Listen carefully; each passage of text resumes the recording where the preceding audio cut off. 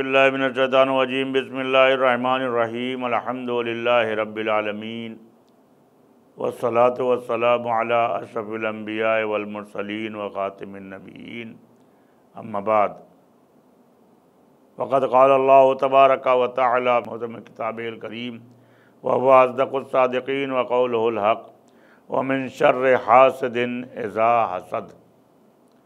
ज़ाहिर है कि परवरदिगार आलम ने मुतअद्दिद चीज़ों के लिए हमें मना किया है।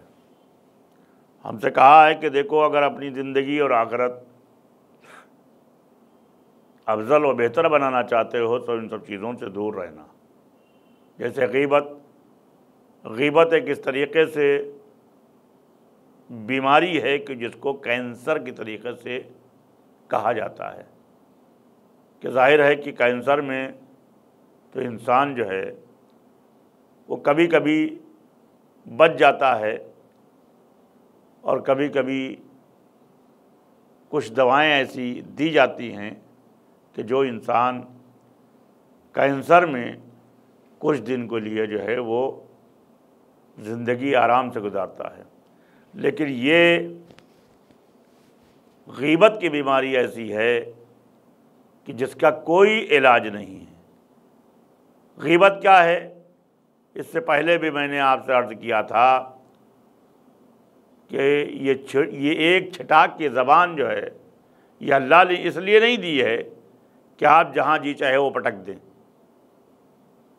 ये ज़बान से इंसान का मेआर और अखलाक पहचाना जाता है। ज़ाहिर है कि ज़ाहिरन तो ये एक छटाक की है, लेकिन हकीकत है कि ये ज़बान में इतनी वसात है कि आपको बड़े बड़े जलसों में आपकी शख्सियत इसी ज़बान के ज़रिए से पहचानी जाती है।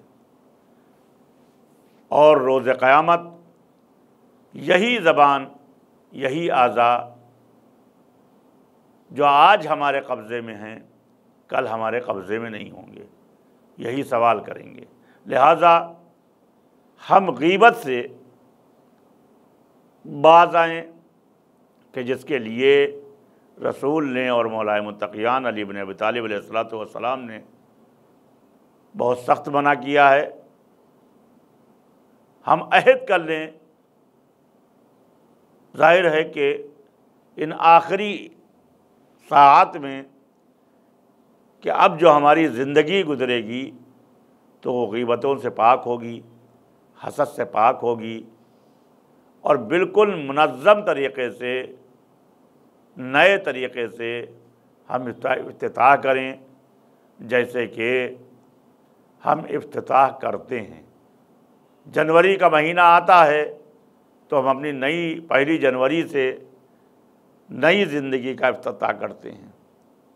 मार्च का महीना आता है, क्लोजिंग का महीना होता है, तो अब जाहिर सी बात है कि अप्रैल जो आता है तो उसमें हमारे लिए क्लोजिंग का महीना है। हम नए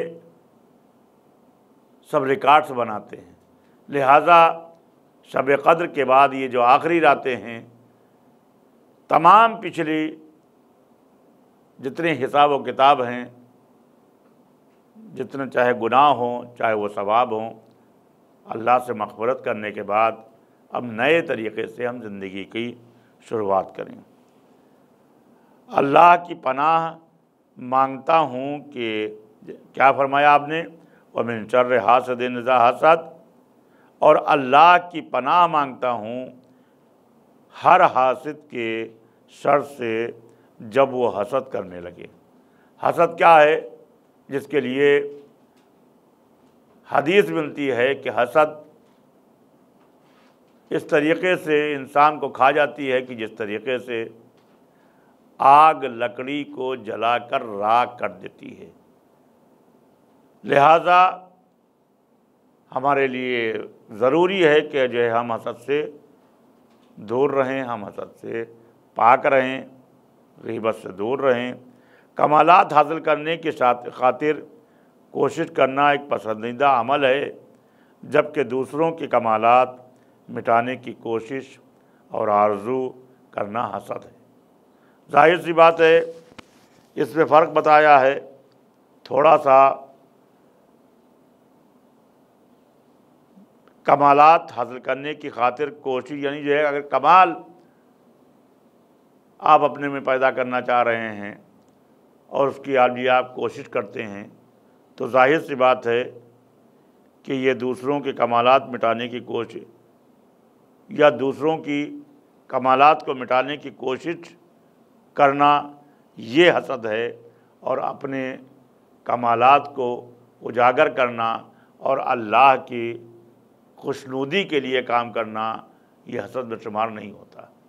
ظاہر سی بات ہے کسی سے جلنا اور حسد کرنا تنگ نظری اور کم نظری کی ایک دلیل ہے، کہ ظاہر ہے کہ جو ہے کہ اللہ نے جس کی قسمت میں جو دیا ہے اور جو لکھا گیا ہے، تو ظاہر سی بات ہے کہ وہ آپ کے حسد کرنے سے، وہ آپ کے جلنے سے وہ مل نہیں سکتا ہے۔ جو دوسرے انسانی قسمت میں لکھا گیا ہے وہ اس کو ملے گا، جو ہماری قسمت میں لکھا گیا ہے وہ ہم کو ملے گا۔ لہٰذا اگر ہم اپنے کو حسد و جلن سے پاک رکھتے ہیں تو ظاہر ہے کہ خداوند عالم غفور الرحیم ہے، اور خدا ہم کو کثیر نعمتوں سے، مزید نعمتوں سے ہمیں نوازے گا۔ حدیث میں ہم پڑھتے ہیں کہ حسد ایمان کو کھا جاتا ہے، جس طرح آگ لکڑی کو کھا جاتی ہے، اس طریقے سے حسد جو ہے وہ ایمان کو ختم کر دیتا ہے، کہ جس طریقے سے آگ لکڑی کو جلا کر راکھ کر دیتی ہے۔ لہٰذا ہم اس حسد کی وبا سے دور رہیں۔ کہ آج دیکھ لیجئے کہ ایک انسان کی دولت دیکھ کے مرا جا رہا ہے، ایک انسان کے مکان دیکھ کر جو ہے وہ پریشان ہے۔ آخر کیوں یہ حسد و جلن کی چنگاری کیوں؟ ہم کو چاہیے کہ جو ہے کہ ہم اللہ سے مانگیں اور اللہ کی بارگاہ میں ہم اپنے گناہوں کی توبہ کریں۔ اللہ ہمیں شرف یاب کرنے والا ہے، کسی کے حسد کرنے سے، کسی کے اوپر جلن کرنے سے ہمیں کچھ ملنے والا نہیں ہے۔ سورہ نساء کی 54ویں آیت میں قرآن فرماتا ہے، کیوں اور ان شائستہ لوگوں سے حسد کرتے ہیں جنہیں خدا نے اپنے فضل و کرم سے عطا کیا ہے۔ ظاہر ہے کہ جو چیز میں کہہ رہا تھا وہی چیز جو ہے سورہ نساء میں بھی آیا ہے، کہ ظاہر سی بات ہے کہ انسان کیوں حسد کرتے ہیں جنہیں خدا نے اپنے فضل سے دیا ہے۔ انہیں معلوم نہیں کہ ہم نے آل ابراہیم کو کتاب اور حکمت اور ملک عظیم عطا کیا ہے۔ ظاہر ہے کہ اللہ مسبب الاسباب ہے، اللہ ہماری اوقاتوں کو دیکھ کے دیتا ہے۔ اللہ جانتا ہے کہ اگر ہم ان مولانا کو زیادہ پیسہ دے دیں گے تو یہ کیا کریں گے۔ اللہ کو چونکہ ہمارا خالق ہے، وہ اس سے زیادہ ہماری شہرت کو کون جانتا ہے۔ لہٰذا ہم اس وبا سے، حسد جیسی وبا سے دور رہیں، تبھی ہماری کامیابی اور کامرانی ہے۔ اور اللہ کی نعمتوں سے ہم ایسا نہ ہو کہ جیسے کہ معلوم ہوا کہ ہم مایوس ہو جائیں، جسے مایوسی کفر کہا گیا ہے۔ مایوس نہ ہوں، بلکہ ہم کوشش کریں کہ اللہ ہم سے راضی ہو جائے، اللہ ہم سے خوش ہو جائے۔ تمام برے صفات میں حسد سب سے نمایاں اور برجستہ صفت ہے، کیونکہ حاسد مکر و فریب سے کام لیتا ہے اور مقصد تک پہنچنے کے لیے وہ مختلف قسم کے شرور کا مرتکب ہوتا ہے۔ ظاہر سی بات ہے کہ حاسد کبھی چین سے نہیں بیٹھتا ہے، وہ اپنے مکر و فریب سے کام لینے کی کوشش کرتا ہے، لہٰذا اس کو سکون کبھی نہیں مل سکتا، نہ دنیا میں ملے گا اور نہ آخرت میں ملے گا۔ حضرت علی علیہ السلام فرماتے ہیں کہ الحسد داء عیاء لا یزال الا بحلق الحاسد او یبوت المحسود۔ حسد ایک ایسی جان لیوا بیماری ہے جو محسود کی موت یا حاسد کی ہلاکت کے بعد ختم ہوتی ہے۔ ظاہر ہے کہ مولائے متقیان نے فرمایا ہے کہ جو ہے کہ حاسد اور محسود جس کے ساتھ جو حسد کیا جاتا ہے تو ظاہر سی بات ہے کہ اس کی حالت یعنی موت کے بعد ہی جو ہے یہ بیماری دور ہوتی ہے۔ حاسد حقیقت میں خدا کے ارادہ حکم کا مقابلہ کرتا ہے۔ ظاہر ہے کہ جو ہے کہ حاسد جو ہوتا ہے وہ جلتا ہی اس لیے ہے کہ اس کے دل میں کہیں نہ کہیں خداوند عالم کی طرف سے کجی ہوتی ہے، اس کی یقین کی کمی ہوتی ہے اللہ کی طرف سے۔ اگر مکمل یقین ہو جائے اللہ کے ذات پر تو ظاہر سی بات ہے کہ وہ حسد اور جلن نہیں کرے گا۔ خدا نے اسے کیوں عطا کیا ہے اور مجھے محروم کیوں کیا ہے؟ ظاہر ہے کہ ہم کو سوچنا چاہیے کہ ان مراتب تک کے جس سے ہم حسد کر رہے ہیں، ہم کو سوچنا چاہیے کہ خداوند عالم نے کیوں اسے دیا ہے اور ہمیں کیوں محروم کیا ہے۔ لہٰذا ہم کو چاہیے کہ ہم اس کیوں پر کام کریں اور اللہ کے قریب ہونے کی کوشش کریں۔ ظاہر ہے کہ حاسد ہرگز ہمدردی اور نصیحت نہیں کرتا۔ حاسد میں کمال یہ بھی ہوتا ہے کہ وہ بالکل نصیحت اور ہمدردی وہ نہیں کرتا، چونکہ جو ہے اس کے یہ فطرت ہوتی ہے کہ سامنے جس سے وہ جو محسود ہے اس کو دیکھ دیکھ کر کسی طریقے سے اس کا قتل کر دیا جائے، مار دیا جائے، اس کی بلڈنگ گر جائے، اس کی ٹانگ ٹوٹ جائے۔ حاسد کا جو ہے ہر وقت ارادہ یہی رہتا ہے۔ ظاہر ہے کہ حسد کے لیے قرآن نے مزید فرمایا ہے، قرآن نے بہت سے گناہوں کی جڑ جو ہے بغیاً قرار دی ہے، جس کے معنی حسد کے ہیں، یعنی گناہوں کی جڑ جو ہے وہ حسد ہے، جلن ہے۔ اور امام صادق علیہ السلام فرماتے ہیں کہ ان الکفر کفر اصلہ الحسد، کفر کی جڑ حسد ہے۔ جیسا کہ انبیاء کا مقابلہ کرتے ہوئے کہتے ہیں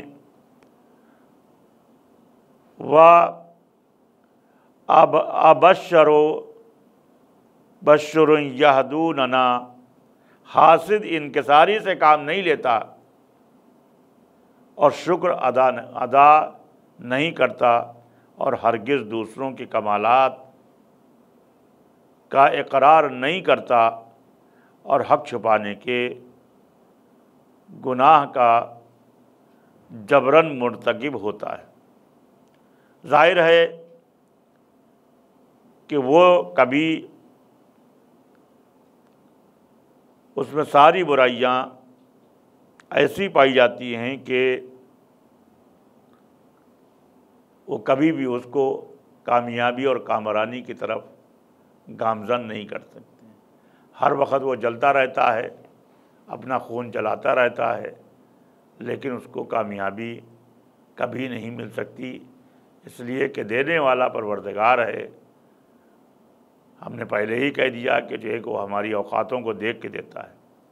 حاسد معمولاً منافق ہوتا ہے، ظاہر سی بات ہے کہ امام نے فرمایا کہ حاسد معمولاً منافق ہوتا ہے، اور منافق کے لیے کبھی ظاہر سی بات ہے کہ جنت میں جگہ نہیں ہے سوائے جہنم کے، جہنم کی آگ میں اسے جلنا ہے۔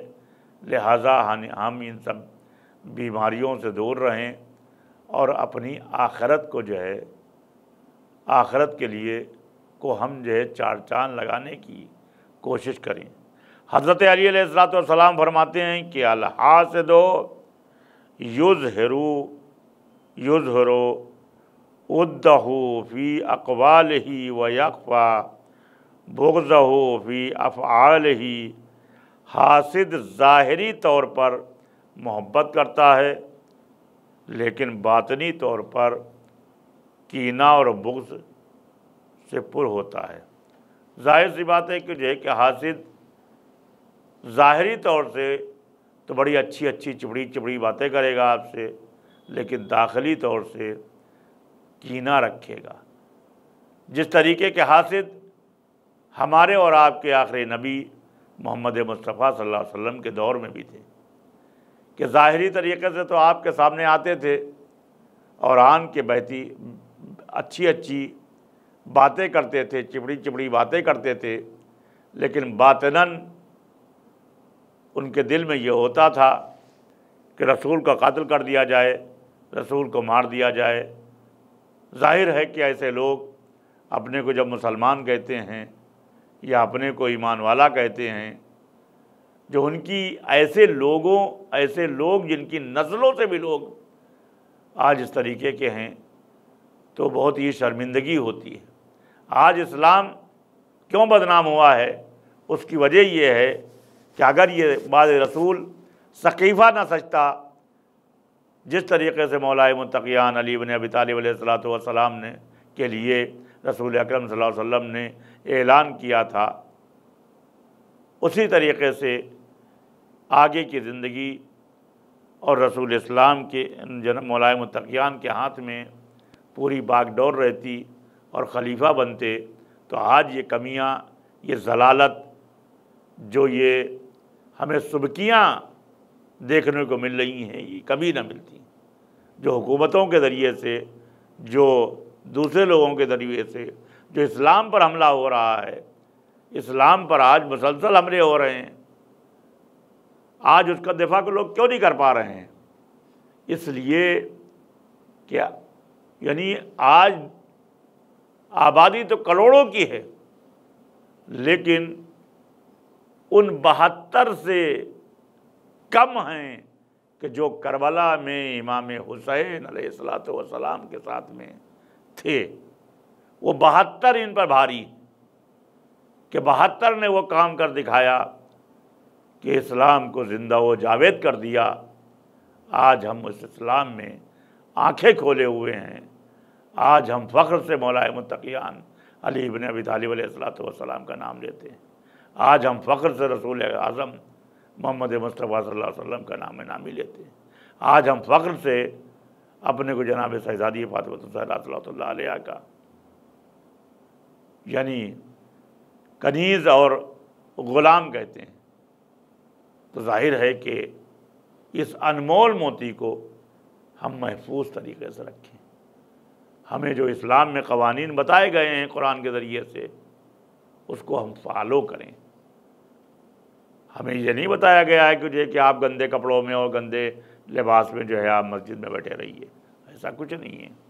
جبکہ اسلام نے سب سے بہترین سینٹ لگانے کے لیے کہا ہے، سب سے بہترین، سب سے اچھا جوتا، سب سے بہترین کپڑے، کہ لوگ آپ سے عبرت حاصل کریں، لوگ آپ کو دیکھ کر آپ سے کچھ سبق حاصل کریں کہ یہ قوم ہوتی ہے، یہ قوم قابل تعریف ہے، ان کا رہن و سہن ایسا نہ ہو کہ کہیں ہماری قوم پر آپ کے ذریعے سے لعنتیں پڑ رہی ہوں۔ تو ظاہر سی بات ہے کہ اگر ہمارے اوپر لعنتیں پڑ رہی ہیں، اگر ہم کو برا بھلا کہا جا رہا ہے، تو اس کی زد میں ہمارے اور آپ کے انبیاء اور ائمہ بھی آ رہے ہیں۔ کتنا بڑا گناہ ہو جائے گا۔ وآخر دعوانا ان الحمد للہ رب العالمین۔